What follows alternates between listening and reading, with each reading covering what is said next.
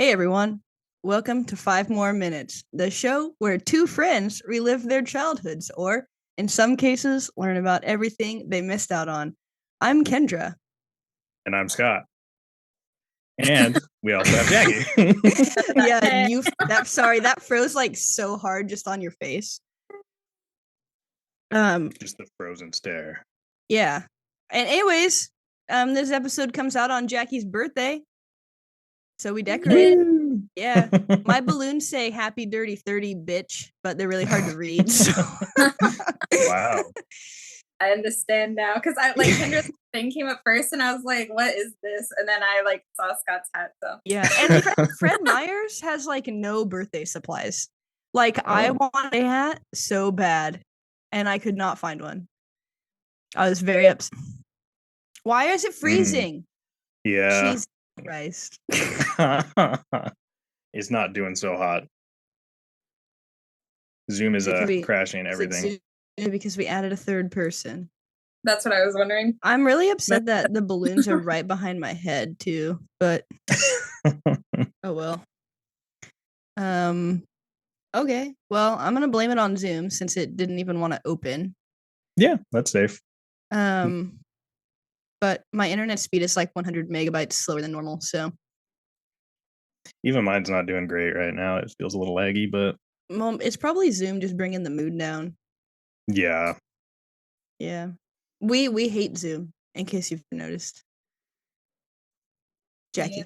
Yeah. Okay. Anyways, Jackie was on an episode before. In the beginning more. in the beginning times. I think the last episode I was on was also the Christmas episode. Because I remember you guys had like fun hats on. So. You're right. I don't remember that. I brought my shoes in here so that I could show you guys. Oh. Wow. Aren't they pretty? They're pretty. I took the laces out because I like them, but there's blue laces and like off-white laces. Fancy. Yeah, I love them.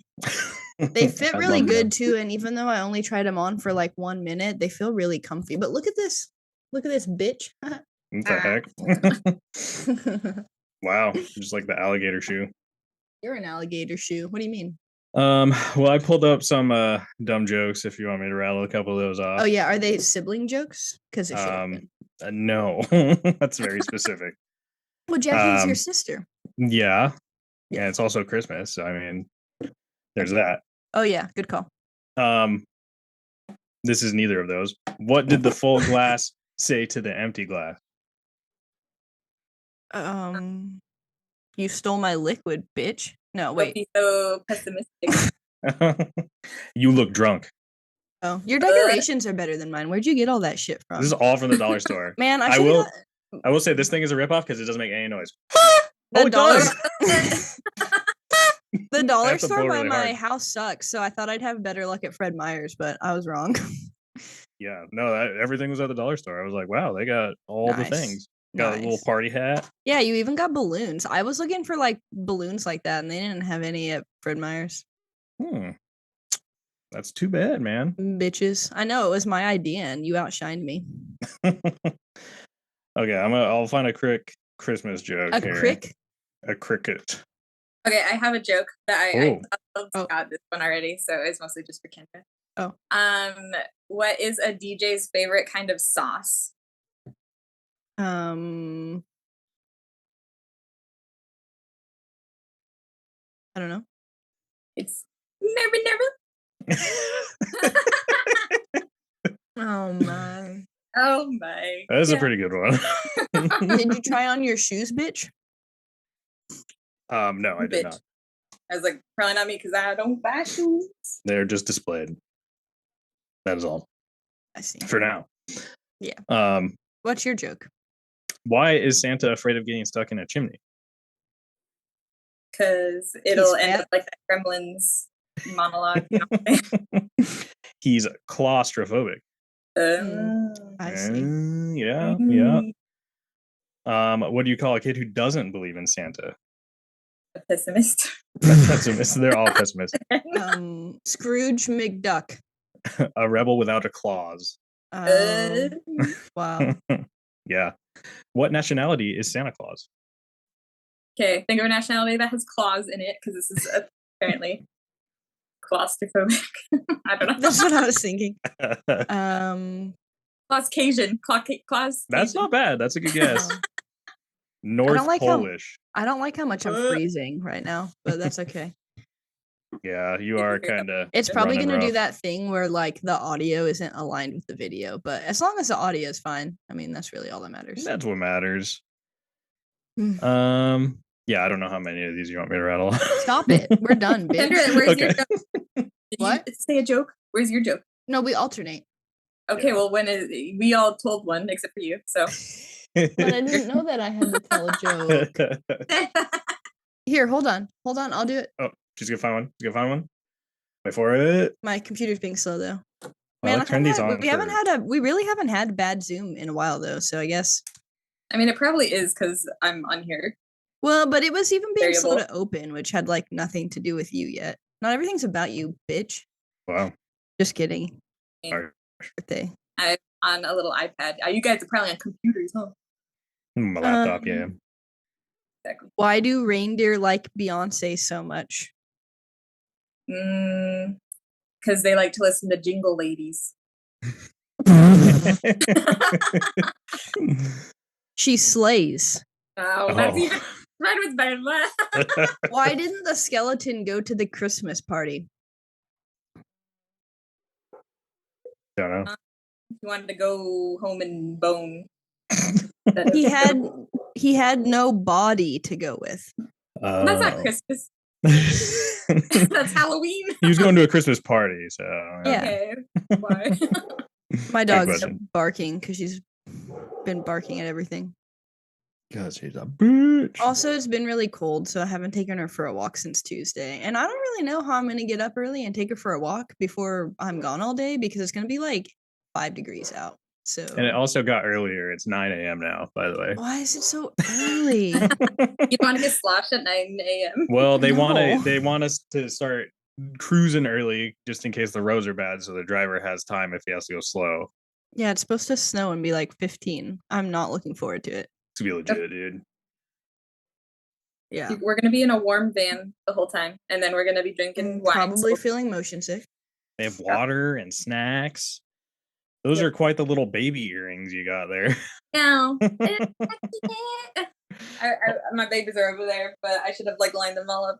I almost thought you turned them into your earrings for a second. They're a little bigger.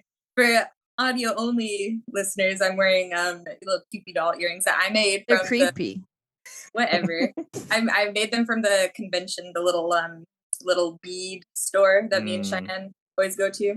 Yeah. And I drilled little needles in the top of their tiny little heads and put them on my ears. So barbaric.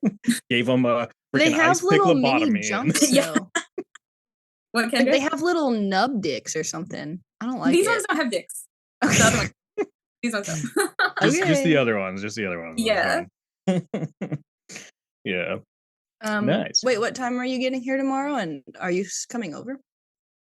Yes, I'm coming over, and I should be getting into town at 11:30, and then I think me and Ken are gonna have a Friends Christmas only episodes marathon. I think we should do that. Ooh, and nice. Jackie's gonna help me wrap presents. Yeah, but and her present's not gonna be done yet, so maybe I'll just print a picture of what it's supposed to be and wrap that in a box. Perfect. Yeah, I'm gonna have to do that for Keaton. I don't know if he's listening. I'm not gonna say what but I figure get her from the ears. I mean, Keaton definitely doesn't listen. Yeah, also, no I feel like since you can't take it with you anyways, and Sawyer would have had to, it's fine that I have extra time to finish it. So true. You know. Yeah. Well, that sounds like fun. Have a little Christmas marathon. And when you come over tomorrow, I'll give you your birthday present. But you're not gonna save it for Friendsmas? No, those are your Christmas presents. I have to differentiate. Well, I mean, fine. I'll bring it to you on your actual birthday then. I won't give it to you tomorrow. I'll bring it over. I remember who I was telling, but I feel like starting this year, I'm gonna stop being like, oh, my birthday and Christmas needs to be separate because I'm 30 now. So now I'm to the age of oh, don't don't remind me of my birthday. Yeah.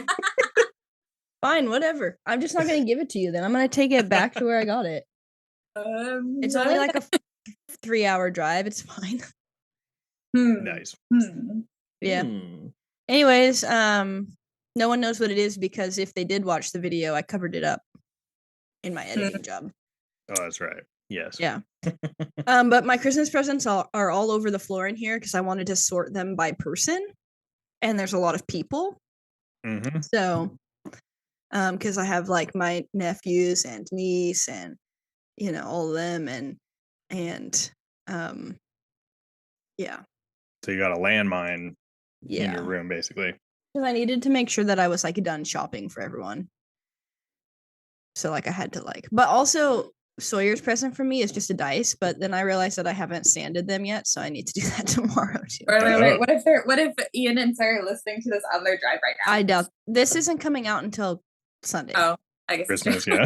And I think I might wrap each of his dice separately, so it seems like he has 8 presents from me, but it's really just one present. Wow. Yeah. What are you gonna put them in then? I have little boxes that I like mail my dice in. I could just use some of those. Like I bought them for when people order 3D, like the master dice. But since I haven't been posting, no one's been buying any of my shit. Shit. Yeah. Dang, bro. Anyways, I guess we can talk about the actual stuff now, unless anyone has anything else to add. No, let's talk Dennis Quaid's half of ponytail. Why? Why is it freezing like this? I heard pretty much everything he said, but like it froze so bad. And all my stuff is in tabs, so I'm not excited about that. Talking about Dennis Quaid's half ponytail. Hell yeah! Yeah, that was so hot. I totally forgot until we loaded that movie up again. I was like, oh yeah, this is Dennis Quaid. What the heck? I know. I didn't really know anything about the movie, so I didn't even know he was in it until I started it. Yeah. Like I kept picturing it was like Mel Gibson, but obviously that's Braveheart. So I'm like, but they're the same like font family, I feel like. So yeah, when I like loaded it up, I was like, I would have never guessed that. And I'm like, I only know Sean Connery's in this, and he's just the voice of the dragon. I didn't even know that until I pulled up IMDb like 2 hours ago. How can you not know that? I told you that. It's like literally how long ago? Because I don't remember. Like one of your dragon episodes, I told you Sean Connery voiced him. Oh, because didn't I have this dragon on that? Yes. Got it. Oh, okay. Before we start, what are you guys' favorite dragons? And maybe you said this on your dragon episode, but like, what's your guys' favorite dragon out of all media? I feel like mine's pretty biased because I like Dragon Ball so much, so it'd almost have to be the Shenron. Yeah, that's kind of boring because we just did an episode on it, but yeah, that'd probably have to be mine. And then I feel, what was the other one? What about you, Jackie? What's yours? I like Spyro the Dragon. Oh, that's a good one. See, you always forget about little Spyro the Dragon. Yeah, he's so cute and tiny. I like him. You like American Dragon Jake Long? Yeah. Classic. What about you, Kendra? I don't know, because I feel like I like the concept of dragons, but specific dragons. Did a whole dragon episode, so you don't. I guess probably. I mean, like the first thing I ever really remember reading or watching that had a dragon in it was Aragon. Oh, I never watched it because it looks gross based on the cover, but maybe just Aragon, because Aragon or Saphira was just like a nice dragon, and she's blue, and blue's my favorite color, so maybe just Saphira. Oh, also shout out to those 2 dragons in Quest for Camelot. I started reading this book in 2020. I mean, because it has dragons in it. I made it that far, and then I forgot I was reading it. But it's supposed to be a really good book. You should say the title for audio only. It's called The Priory of the Orange Tree by Samantha Shannon. Nice. But it's like 900 pages long, so. Yeah, it looks like a big book. The House of, Beef Nut? Berethnet? Beignet. Anyways, we watched DragonHeart, if that wasn't already obvious. Yeah, did we have okay. I didn't make my notes like I usually do, but this movie released in 1996. My picture is frozen, so it's back. Yay. is rated PG-13. Apparently, the tagline was "You will believe." Mm-hmm. I saw that too. I was like, "That's very threatening." You will believe. Where's the budget at, bitch? It is film. It was filmed in Slovakia. That's pretty cool. The budget is estimated at $57 million. The gross US and Canada was 51 million. The gross worldwide was 115 million. And the opening weekend in US and Canada, it made 15 million. Okay, so Pretty it made money long term. Yeah, I actually looked up, let's see, which tab is this? Box office performance for fantasy movies in 1996. So other movies that came out that fall into fantasy that year or Jumanji came out the December before, but it counts it as 96, I'm assuming, because it came out in December. Mm-hmm. From Dusk Till Dawn, which I've also never seen. A lot of these are rated R.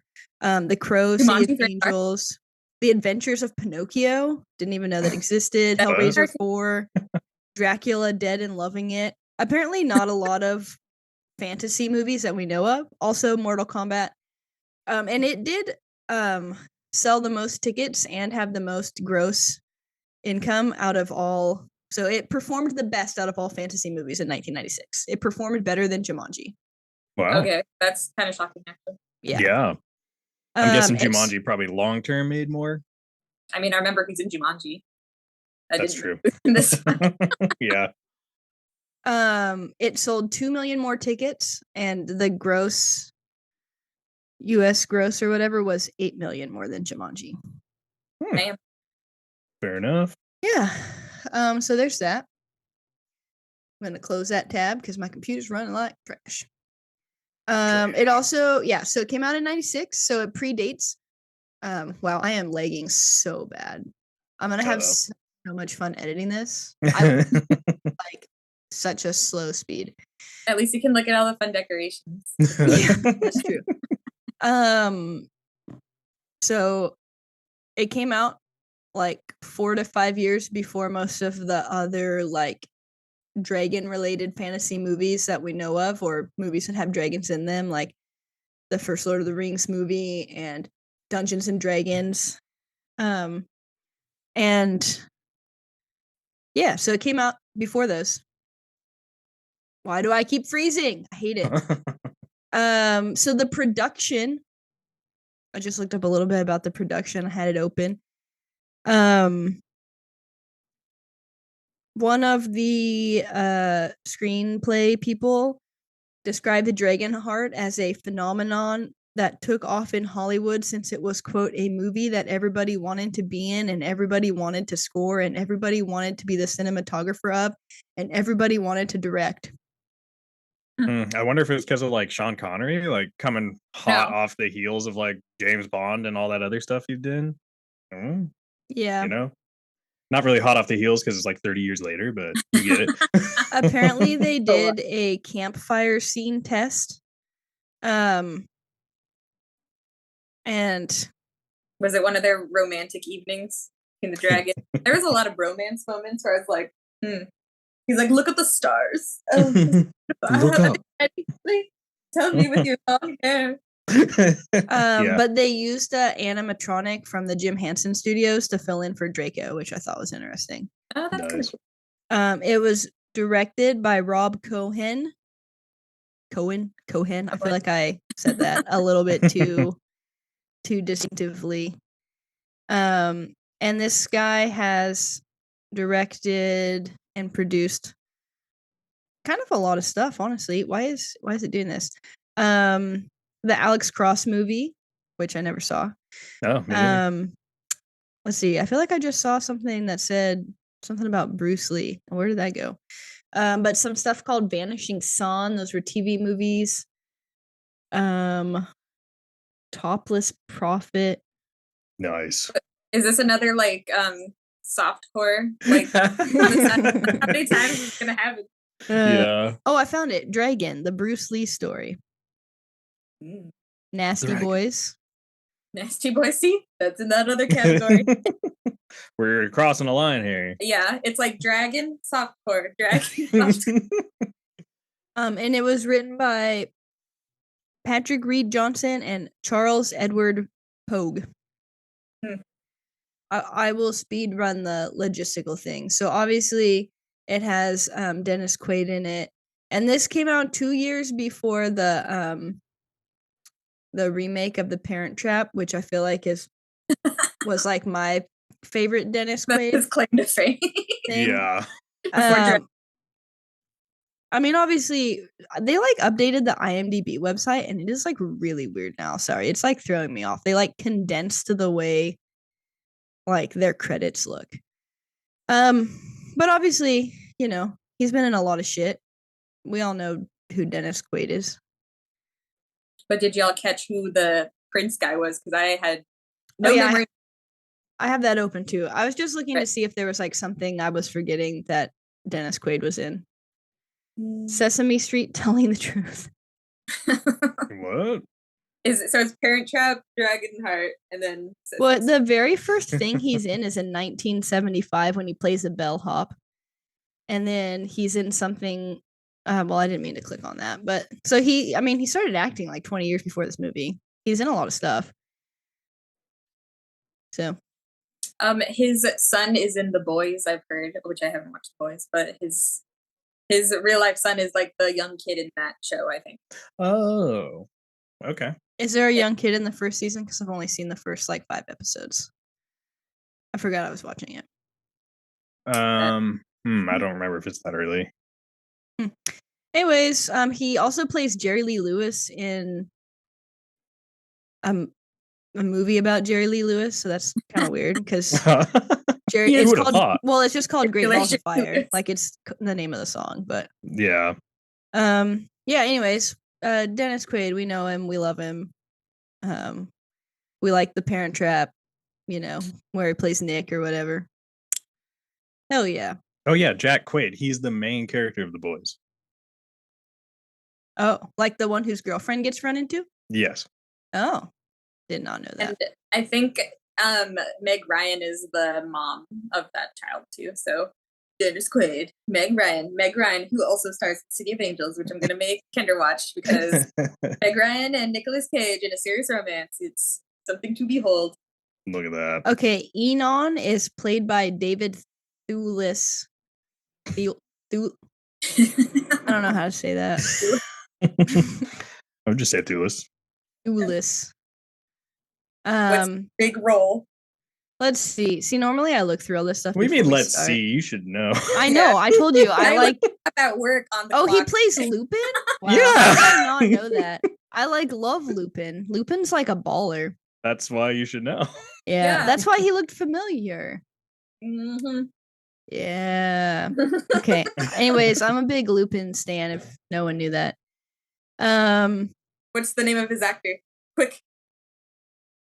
I said that already. David I know. But you're like, I'm such a stan, and you're like, I don't know. No, I'm a stan of Lupin, not the real person. Oh. Weird. Yeah. Mm-hmm. But he's been in a lot of stuff too. The first thing he was in was Only Fools and Horses, and he played someone named Stu. Skullduggery. Okay, so Gilbert, the monk or whatever, was played by Pete Postlethwaite. And that's Postletwaite. Postlethwaite. He's just that guy that's always the like magical man. Because like I instantly was like, that's the what is it? James and Giant Peach is what I like recognize him from. He also was acting all the way up until his death. He died in 2011. He died? Yeah. He's in Inception. Yeah. He's in Clash of the Titans. Clash of the Titans. That's random. He plays Spyros. I've never seen Solomon Kane, but I feel like that's a thing people have seen. He's in The Omen. Have we watched that? Oh, yeah. Yeah. Well, I don't know if you've seen the new one. That's probably the one with Liev Schreiber in it. Is probably the one he's in. He's in a 2000. Why is it freezing? Wow, yeah, I just lost a lot of what you were saying there. He was in the because it came out on 666. Oh, right. Marketing. There you go. So yeah, I don't know if you've seen that one or not. He's in Romeo and Juliet. Yeah. Oh yeah. Okay. Yeah. He's in The Lost World, Jurassic Park. Yeah, James and the Giant Peach. He did just like look really familiar. I also feel like he could have been in like Monty Python and the Holy Grail. Like he just like reminded me of like some random dumb guy who would have been in that movie. Yeah. I kind of see that. He plays his like in Romeo and Juliet. He's also like a monk, which is like literally what isn't he a monk in this, or he's like a priest or something? I think he's a monk. I don't know. It said monk, I thought, in the description, but but he do be playing those medieval-ish times, like, oh, come to me. I have the throw on a brown robe and play this part, sir. Yeah, probably worn that brown robe several times in different movies. Oh my gosh, none of my tabs are working. All of my information is in the tabs. Stop freezing. Thank you. Okay. Okay, and then the girl, Kara or something. Is that what her name was? Yeah. She was played by Dina. This is not very well organized. I was gonna be a piece together one here. Dina Meyer. This is gonna be so annoying to edit. Like we've had like no issues ever since you switched. There was like a couple of times, Jackie, where I'd go to edit and Scott's audio sounded like he was talking into a fan. So I just had to use the combined audio. Like it was like all of his words took like 5 times longer than they should have. Yeah. Okay. So Dina. Freeze. It froze when you were doing that. I was like, speaking of the Omen. That was a crazy face. Okay, this is not working. Why is it like this? Okay, I actually do think it's probably Zoom though, because it literally like I clicked on the link and it just like didn't even open the app right away. Like normally it opens the app right away and it was just like not. Okay, so Dina Meyer, like I mentioned, she's in a show. She's in lots of TV shows, it seems like. Random episodes. She plays Barbara Gordon in The Flash. Okay. One episode. She's in one episode of American Horror Story. She's in 2 episodes of The Affair. Hey, another show I started, never finished, and then decided to start again. And then never finished. She's in Starship Troopers, Traitor of Mars, Girlfriend Killer. A lot of things I've never heard of. The Crooked Man, or since my students think that word means crooked, the Crooked Man. Crooked.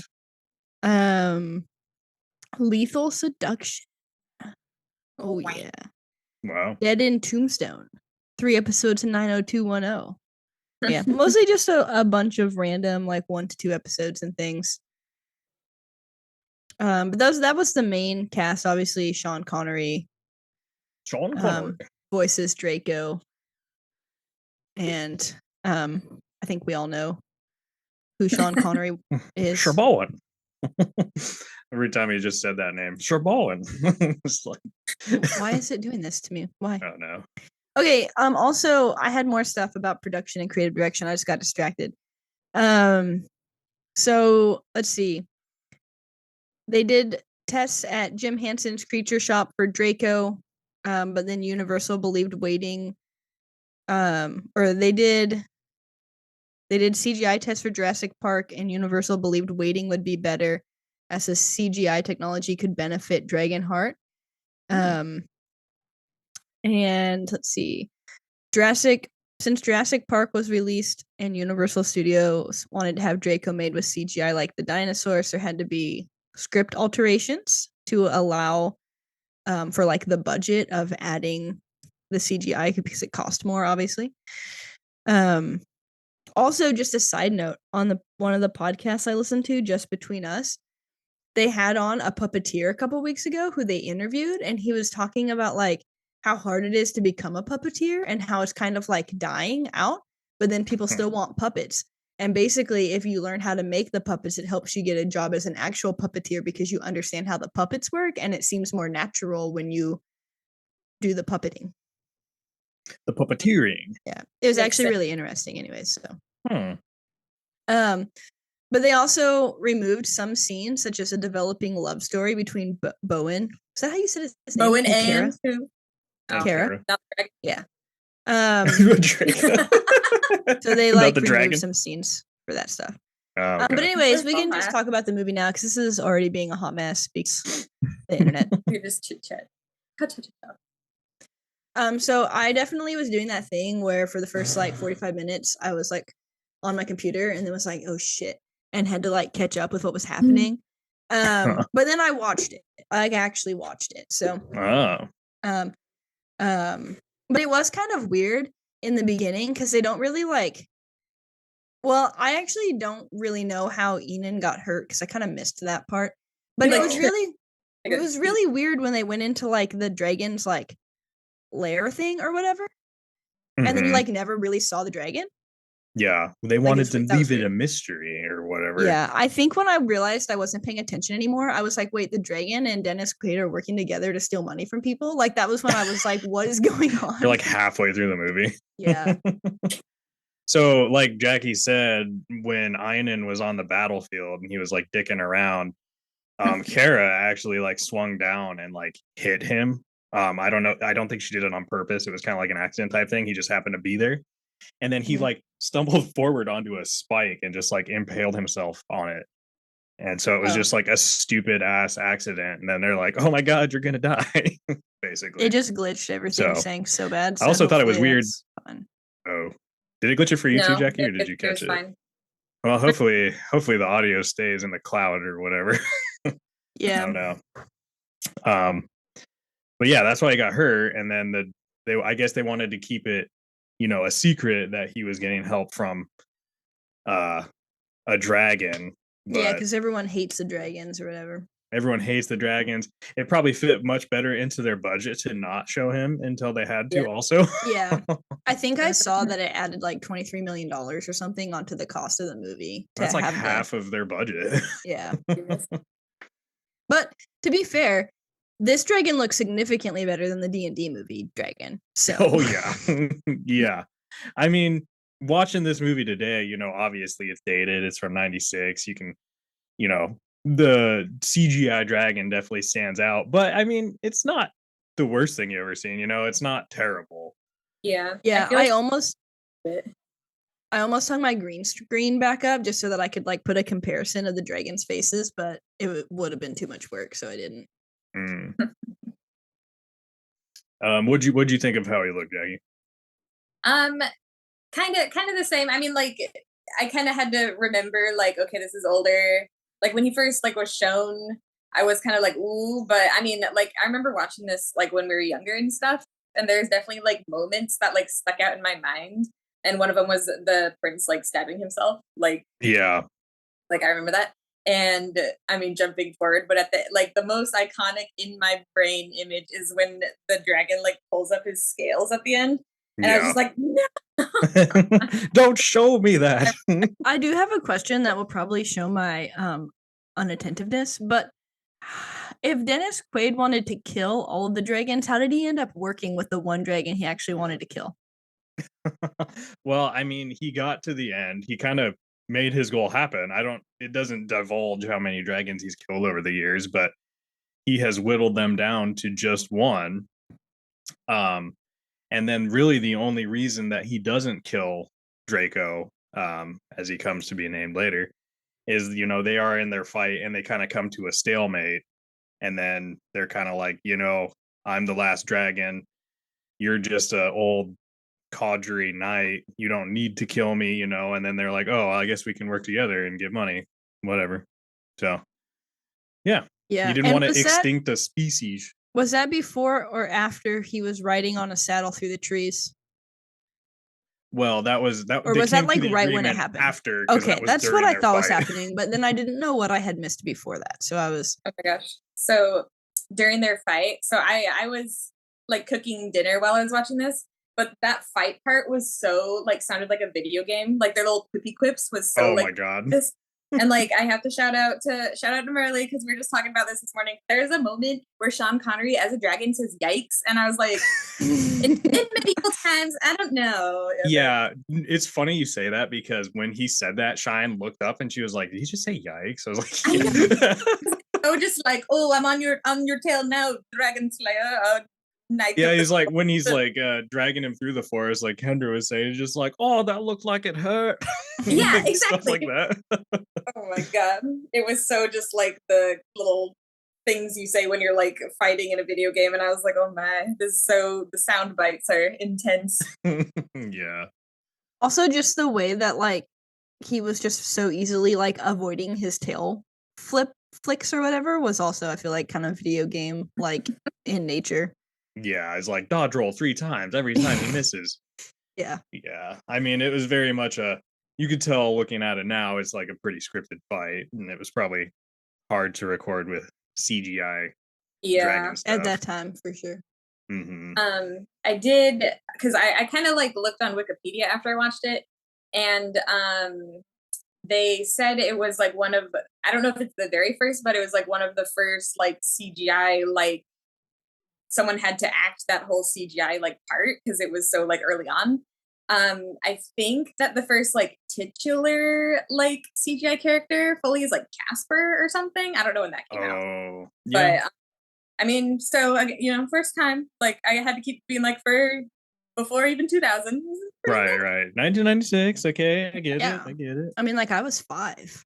Mm-hmm. Yeah, that's why. Actually, I wasn't even 5. It came out in June. I was 4. Wow. Yeah. Oh wow. Now, what if Owen Wilson was the voice of The voice of the dragon?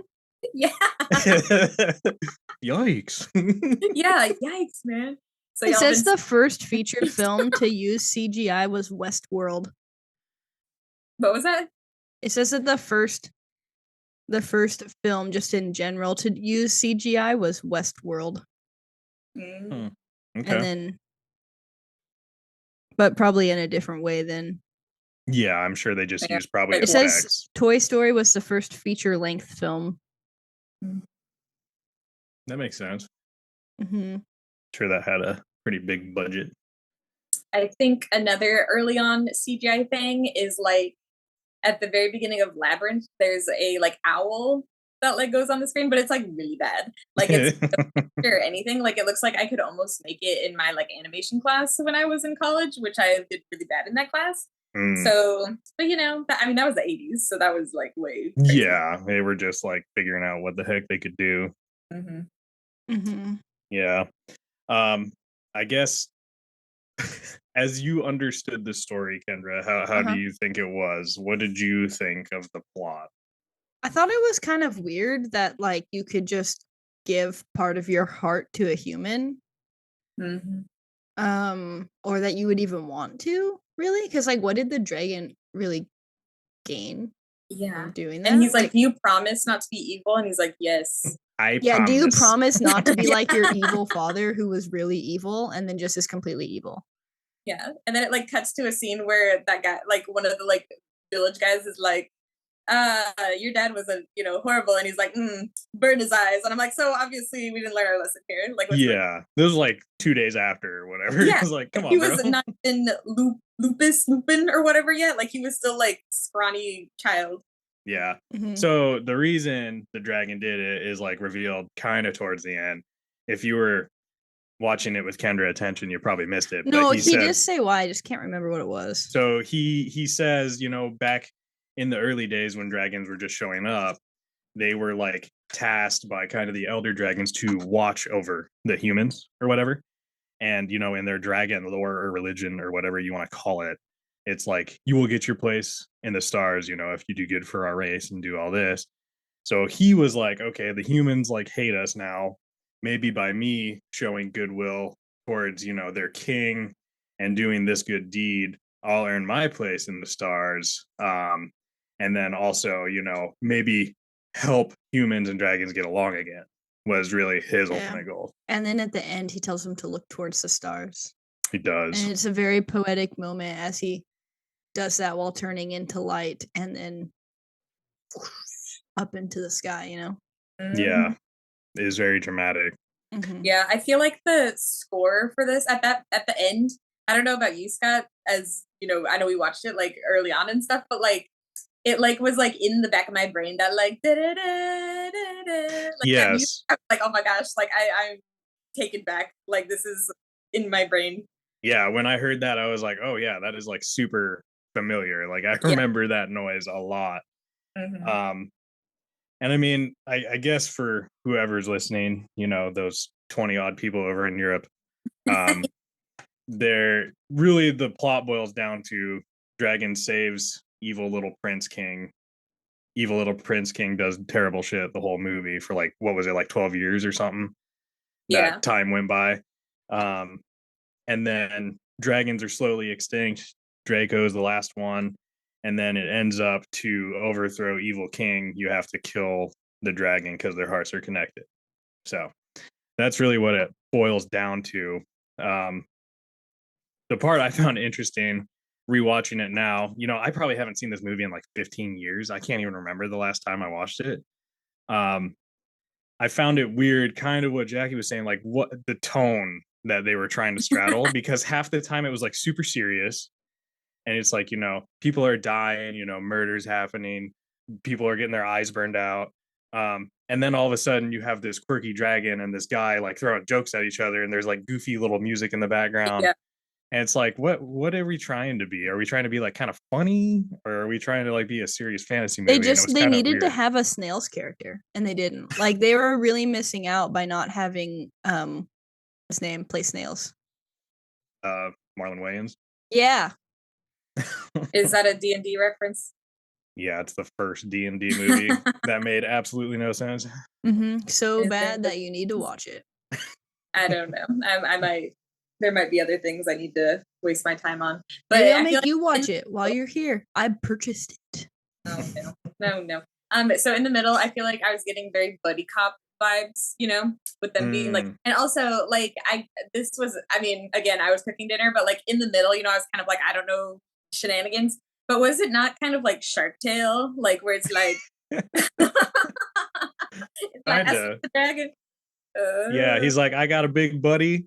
We're gonna have some fun. We're gonna make some money, and yeah, just make a living, and yeah, kind of goof off together is really what it turned into. So that part was a little strange, and then I like it's funny, like the scenes I remembered beforehand when they started to happen. I was like, oh yeah, that village one where he finally, you know, they were conning people into making money, and he would go into the water and swim away, pretending he's dead. But the one where he just like lands on his head in the marshlands and then like flips over. He's like, oh, the water's not deep. I remember that scene like so well as soon as it happened. I was like, holy cow. It's so weird because there's like a handful of scenes where I'm like, I think about this all the time. But then again, I'm like, I didn't even remember who the main, like the protagonist was. You know, I didn't even know Dennis Quaid was in this. But another moment that I was like, oh my gosh, I remember this is at the end. And we'll need to talk about the antagonist's mom because I'm like, what is going on with her and her backstory? But at the very end, the Draco's like, you have to kill me. So she's like, okay. And then she gets stopped by her dumb son. And it's so weird because he like takes the like axe from her and she just slowly like walks into like a tunnel and he like walks after her. Like it's like she's like, no, she's gonna die. And then she's like, ah! And then she dies. It's like, this is weird. Like he's just like, go in that tunnel. I'm gonna kill you off screen. Get in there. Maybe she was just like, I caused this to happen. I need to die for my sins. I guess. Yeah, I mean, at that point, she might have just accepted it, I guess. But it was really weird, and I did remember that. He's like, after you. Yeah. See you later. But then it is kind of, I didn't realize before, like when she had gone through all that work and they knew the dragon was alive, she hired those dragon slayers. So clearly the son didn't know that they were tied at the heart at that point. Like I never really put that together when I was young. I was like, oh yeah, she was trying to get him dead right away, and she was the only one that knew that. No one else did. And then it wasn't until after that they learned it. But I was also wondering what would happen if they like hurt the prince guy enough, and then what if they just like chopped him up? Like how would what would happen? if they like cut him into little pieces and like flew him everywhere, like is he gonna like come back all like Deadpool style? Like why couldn't you put his heart back into the dragon? That's true. Yeah, I don't know if it would work that way. Probably it's probably like a one-way thing. Because the dragon is the life source. He said he was like, I have to die for him to die. Otherwise, he's like immortal. So, but yeah, that part I never caught when we were young either. I was like, so he was just straight taking a beating, getting thrown off of towers, and he was just fine. I was like, yeah, what if we just like, you know, freaking ripped his arms off and just put him in a cell? Like, what would happen to the dragon? Would his arms get ripped off, or would it just hurt really bad? Like, yeah, and then at the end when the prince guy comes back and he's like threatening the red-haired lady, and the dragon like bites his hand. So I'm like, so you guys are like tied in that way where he's like, if I hurt my hand, you hurt your hand. It's like a voodoo doll. So I'm like, so this whole time you weren't like suspicious that you're getting like aches and pains of being a dragon? Like, what? Yeah, imagine like Draco all those 12 years later, and he's just like getting like stubbed toes and shit, and it's just like hurting in his cave. He's like, God damn it! Like, wouldn't he feel it when Dennis Quaid was in his mouth? Like when he feel the sword? Was this plot hole? Yeah, I mean, it could it? So. I wonder if, because I was gonna say like the pain could work like one way except for death, I guess. Like maybe he doesn't, maybe like Enan didn't feel like all of that stuff, but then would just like die. But then it is weird if like he was falling off of buildings and the dragon wasn't getting hurt. Yeah, unless it needed to be like wounds from like weapons, but that seems like a really specific like.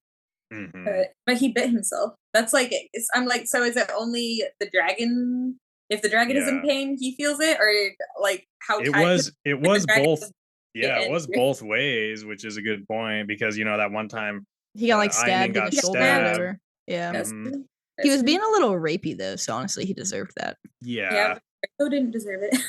It was also very weird, that whole arc of him like wanting Kara as his wife, even though he blames her for what happened to him. I was like, why do you want to be with her then? And also, like, how old is she compared to him? Because, like, in the flashback, he was, like, a teenager. But then, you know, like, 12 years later, he aged horribly. Like, he looks the same, and he's like, I was, like, 15, and now I'm 40 years old. I don't know. Yeah, and 12 years happens, and then they're all like, to Dennis Quaid, like, you look rough. I was like, what do you mean? He looks like exactly the same as he did before. 12 years in medieval time, you know? I feel like Enan was like the sickly, could have had potential to be the sickly king who sounds like you know, in my sickly king voice, which is just French. I mean, I mean, where are like, I mean, the dragon was like Scottish ? Yeah, that's true. I mean, you can't equate a dragon's heritage to his voice actor. I mean, that's unforgivable.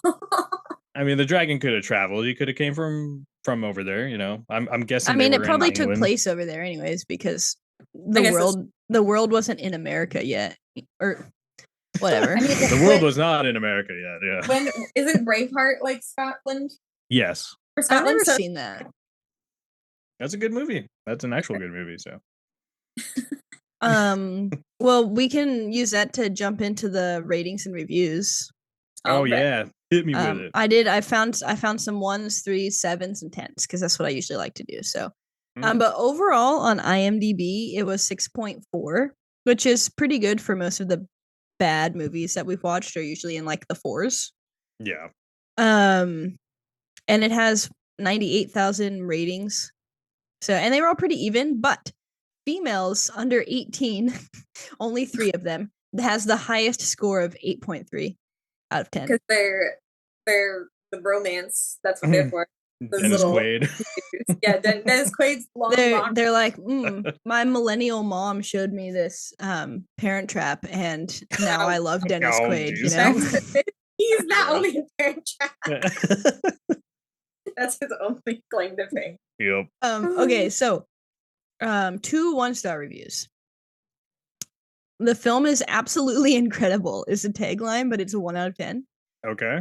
It is incredible in that it succeeds in being terrible on so many levels. The script, the acting, the directing, and the choice of cast are all appalling. The costume sets and pseudo-medieval language are also utterly awful. In an odd way, I actually enjoyed this film, once I had accepted that it wasn't going to be any good. It seems a shame that people would spend so much time and effort producing something so poor, when really they could have made something pretty decent out of the premise, albeit not very believable. But instead, we are treated to a rather nauseating and cheesy tale of dragons and knights that lacks any of the charm to be found in other such fantasy films. Let's just hope that The Lord of the Rings is a bit better. Oh, and David. But how old is this? Let's hope The Lord of the Rings makes him look like He-Man. That's actually an IMDb review from 2001. So, okay. Because I was like, if they're talking about like the future of Lord of the Rings, I'm like, wait. No, yeah. Apparently, IMDb was around in 2001. So this is an OG internet user, TGD198. Yeah. Okay, the other 1-star, Kick Your Television. This movie makes me want to break things. I have rarely seen a film so awful. The acting is truly cringeworthy, which is odd because the same actors, when appearing in other films, are just fine. Somehow, the filmmakers succeed in bringing together a terrible script with dialogue that makes you retch and a director who managed to bring the absolute worst performances out of decent actors. I'm still trying to decide whether to praise the filmmakers for casting a mentally challenged man. What? It says, i.e., what we used to refer to as, quote, retarded or, quote, emotionally disturbed in the old days, in the role of the principal villain. What? What are they talking about? I don't know. They're talking about the prince, Einan. Okay. Yeah. They're talking about him. But they're talking about David Thewlis. What so the I'm heck? a little bit confused about why they think he's mentally challenged. What? How This old is 2017. Oh well, and they should not be armored. Did he like 2001 maybe? You like stiff him in a bar or something? He's like, fuck this guy. Or whether to call them out for their insensitivity. You were just being insensitive, though, Dan, but whatever. In encouraging the lead villain actor to portray the character as though he were retarded. What? When we were kids, just that one guy. I don't know. When we were kids, we used to get in trouble for imitating the antics of tards. Who knew it was actually an accepted acting style? Very confusing because, in fact, sometimes it seemed as though the majority of the characters were mental deficients. Jesus Christ, I can't talk. I don't think this guy watched the same movie. I know, like we're going on a tangent that is not okay. Yeah, well, just wait. If you think it's a tangent, just wait. Oh, God. I half expected them to whip it out and pee in their food or to masturbate the minute the lights went out. It was like Three Stooges meets Buddy Hackett meets Monty Python without the humor, and cast them in a middle school presentation of Game of Thrones directed and performed by a bunch of halfwits recruited from the neighborhood group home. Okay. That's pretty bad. And this person is Redrum-03370. Take it up with them. 1 out of 9 found this helpful. 1 out of 9. Wait, did you say redrum? You did maybe red rum? Yep. Redrum. Redrum that red rum. Yeah. Listen, we know that I don't know how to say things. I actually had only read the first paragraph of that one. I didn't know it got so bad. Yeah, wow. Because there was only 2 1-stars, so I didn't like really read them all. I was like, oh, I'll just read both of them. At least the other one was just normal, just like, this is bad. Yeah, I actually didn't think that like the acting was like that bad though, but maybe we have a freezing. Yeah, it froze on my buck teeth, but that's fine. Did you hear what I said? Not really. Oh, I said that I didn't actually think the acting was like terrible, but maybe it's just because we've watched so many bad movies. No, I mean Dennis Quaid is a pretty good actor. I mean, there's a pretty good cast in there, and they've all gone to do many other serious good films. I mean, I think the acting was fine. And I wonder if the acting maybe seemed weird in sometimes because it was like them using CGI when it hadn't really been used before, so they had to figure out how to like interact with it. Yeah. This 3-star is really long, so I don't know if I'll read the whole thing. Because I also do have Roger Ebert's review, which I thought would be good to read because he's a well-renowned dude. Okay, I'm just gonna do it on my phone though because my computer is running like absolute trash. I don't feel like dealing. Oh wait, it loaded. Okay. Yay. Poor script and lack of consistent tone let DragonHeart down. It won't let me scroll. Oh, there we go. Okay. I adore fantasy, and I'm always happy when anyone takes a stab at it, pun intended. Especially before the Lord of the Rings films and Game of Thrones TV show brought fantasy more into the mainstream. That having been said, DragonHeart deserves credit for being a big budget production with an excellent leading cast for their time, absolutely stunning special effects. It was also well served by a brilliant and well employed musical score. Unfortunately, in my opinion, the special effects don't really hold up that well.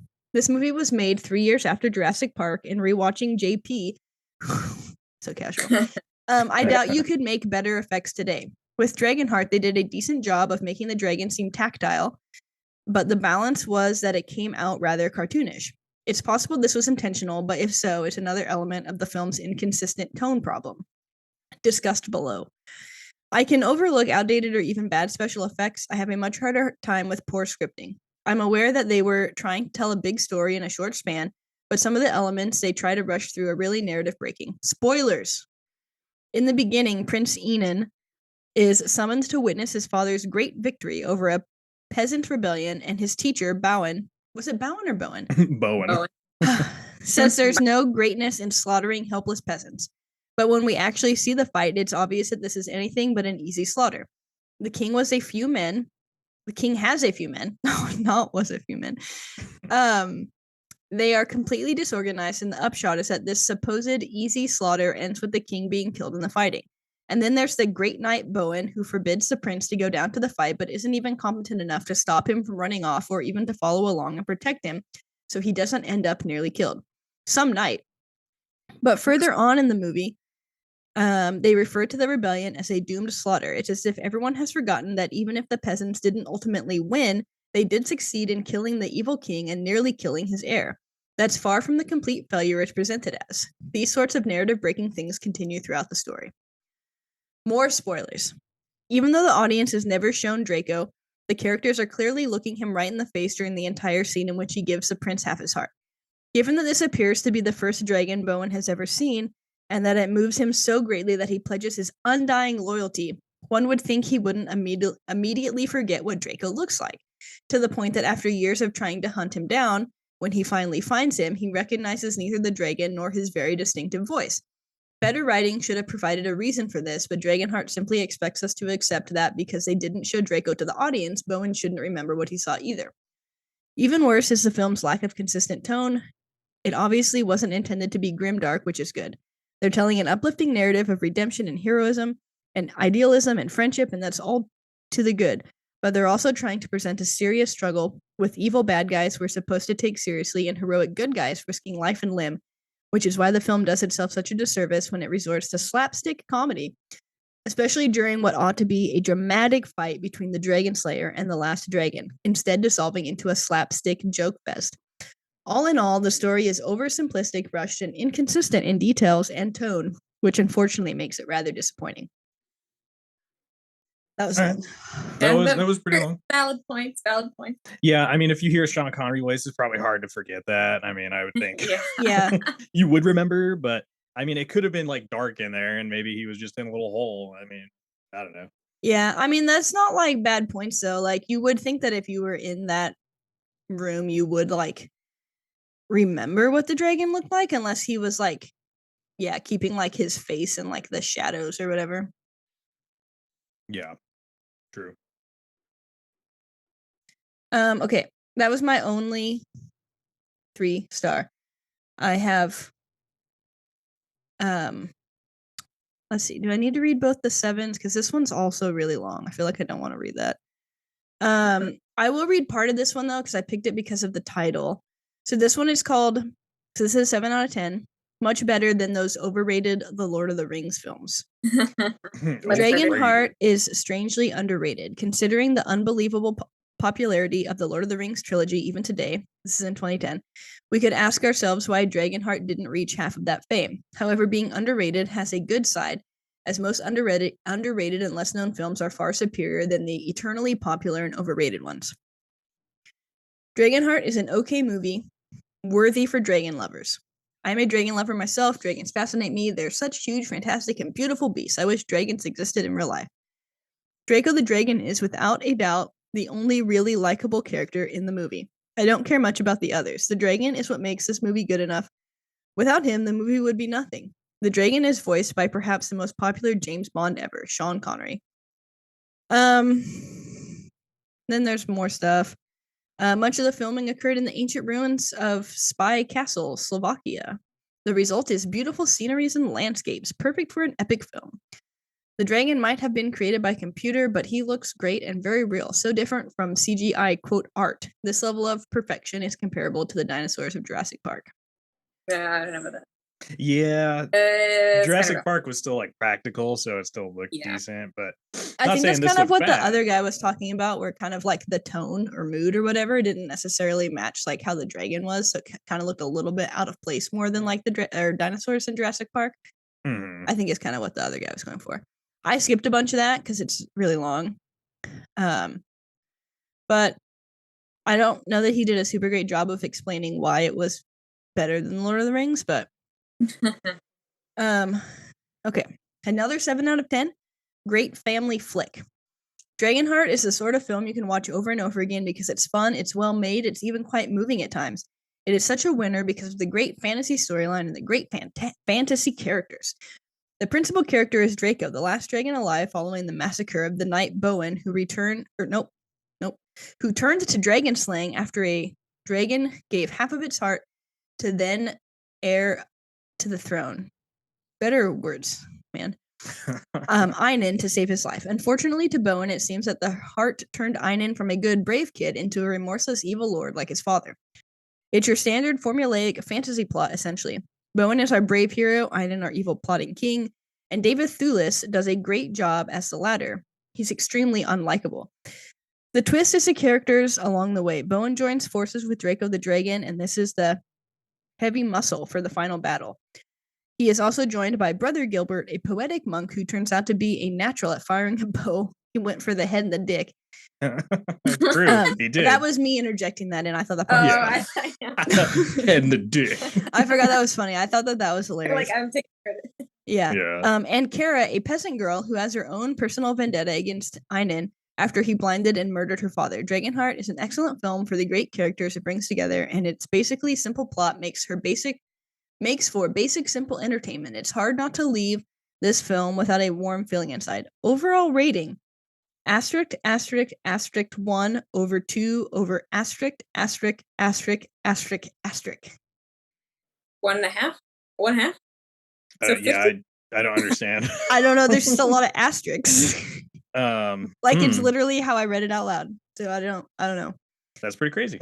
Yeah, and it is also really hard to say asterisk that many times in a row.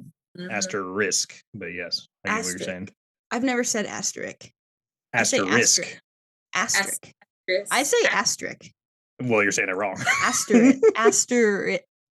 Asterisk. I say asterisk. Jackie, what do you say? you know. Oh, you know. Do you know how it's spelled? I know how it's spelled. But I still say asterisk. ERISK, right? Asterisk. Hold on. I don't say out loud very much. Asterisk. Google says asterisk. That's what I'm saying. Asterisk. But I just say asterisk. I know you say it wrong. But that's how I say it.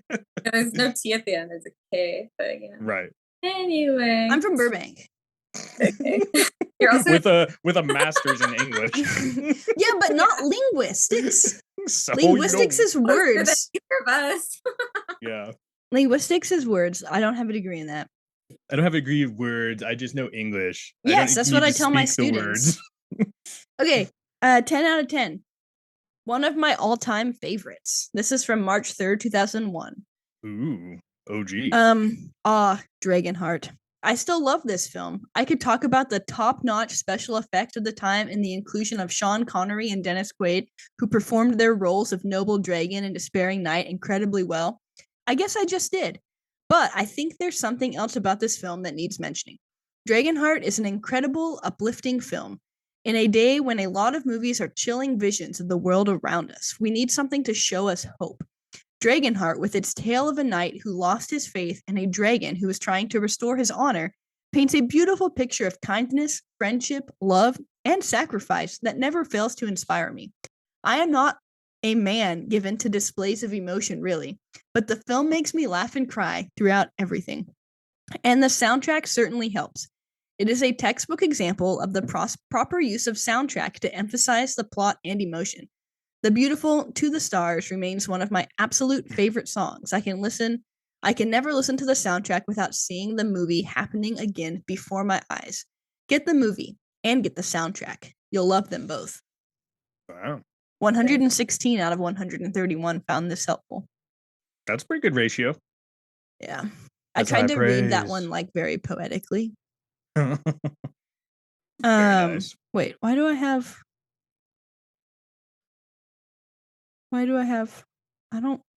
3 10 out of 10s? I'm gonna read this one and not the other one. Okay. This is Shaman Wolf's review of DragonHeart. Prerequisite: imagination. I finally reached my 50s, but I still love this film as much as the first day I saw it in the cinema. It's a relevant thought, you see, because as I browsed the reviews, I came face to face with an old acquaintance. The realization that childlike wonder and imagination are actually rare enough to be in short supply, enough to justifiably call those resources scarce. I raised an eyebrow, vexed, as people complained about realism. I've heard complaints of the improbability of a dragon's ambulatory system without ever the self-awareness to realize that with a few tweaks to physics to account for a different world, one where magic exists as an institution and resource, no less, along with some fixes to common misconceptions of dragons and animal biology, that one could make anything probable. Clever people call this escapism, a retreat into a fantasy fictitious world unlike our own. Escapism goes so much further than daydreams to attractive sexual partners and fast cars. What are you talking about this? What is going on? Here I see in the goof section that the dragon's wings don't generate downdraft. Who says they need to?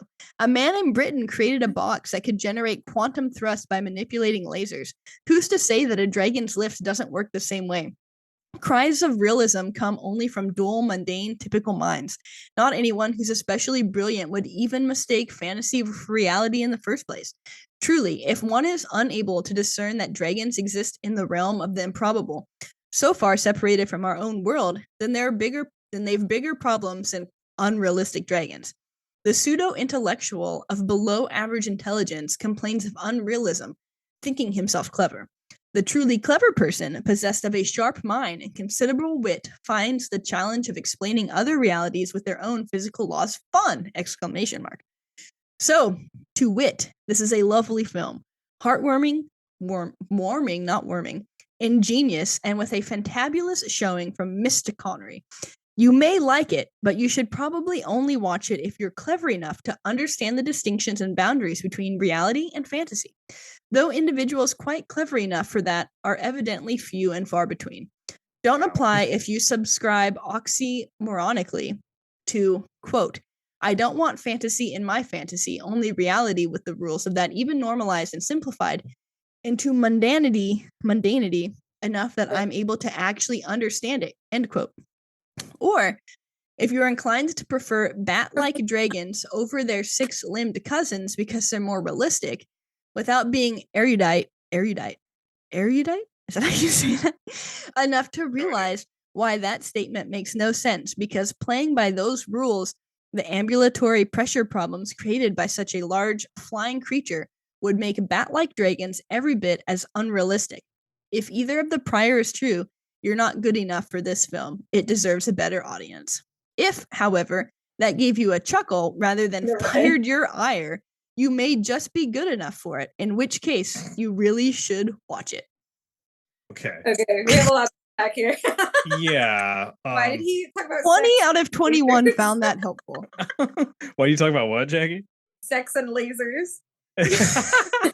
Well, you can't have one without the other. I don't understand. Neither. I mean, what? Like, I feel like this person is from like Britain and has a PhD. Because Yeah, one, this person needs to get off their high horse. Two, they need to I don't think when people are saying it's unrealistic, I don't think they're poking at the ambulatory system and then he of a said, dragon. if you want something more realistic, like a 6-armed dragon, I'm like, dragons are not real.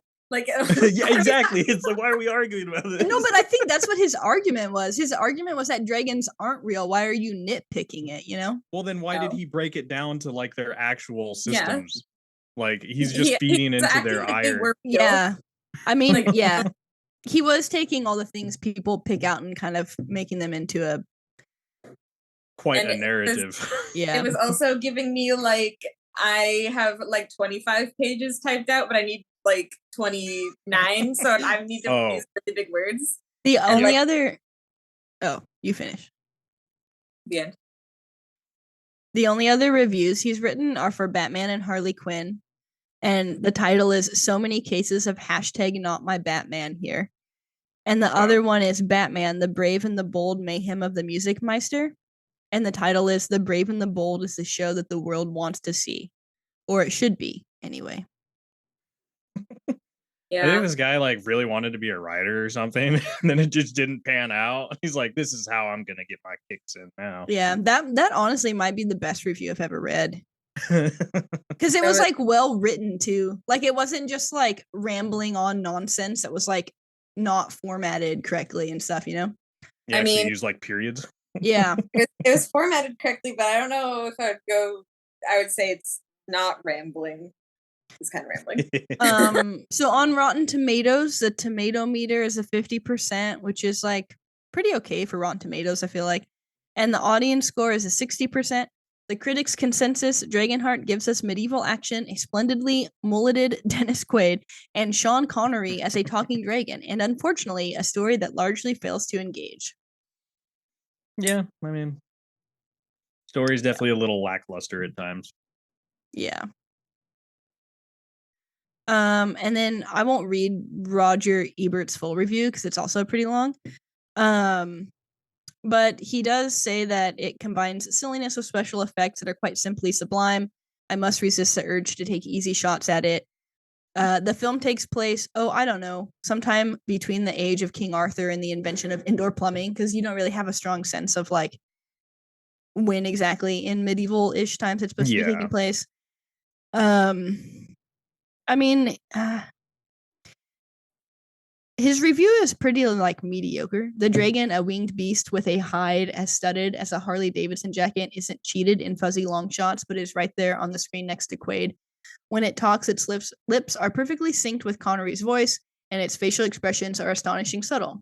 As a creation of special effects, Draco is up there with E.T. and has more screen time. He says Enon is a bad apple. Yeah, say the least, I guess. Yeah. That kid's a bad egg, man. Here's one of the movie's immortal exchanges. The peasants are revolting. They've always been revolting. Now they're rebelling. Yeah. It says one of the movie's strange elements is the way the dragon seems to share the same language and values as the human characters. Draco has lines like, when there are no more dragons to slay, how will you make a living, knight? And dreams die hard and you hold them in your hand long after they have turned to dust, which is pretty philosophical for a dragon. Although I will butt in that like some dragons are depicted as being wise, so I don't feel like that's the harshest thing. Maybe the yikes though. The yikes. Yeah. Which I didn't notice. I did not notice the yikes. Let's see here. Not terribly until you remember that Gilbert is working at least 500 years before King James Version of the Bible. The movie's climax, involving deep metaphysical details I will not reveal, is heavy in symbolism, cosmology, and poetic justice. It is also as goofy as the rest of the film, but by then I had long since forgiven DragonHeart its excesses. A movie like this is some kind of a test for moviegoers.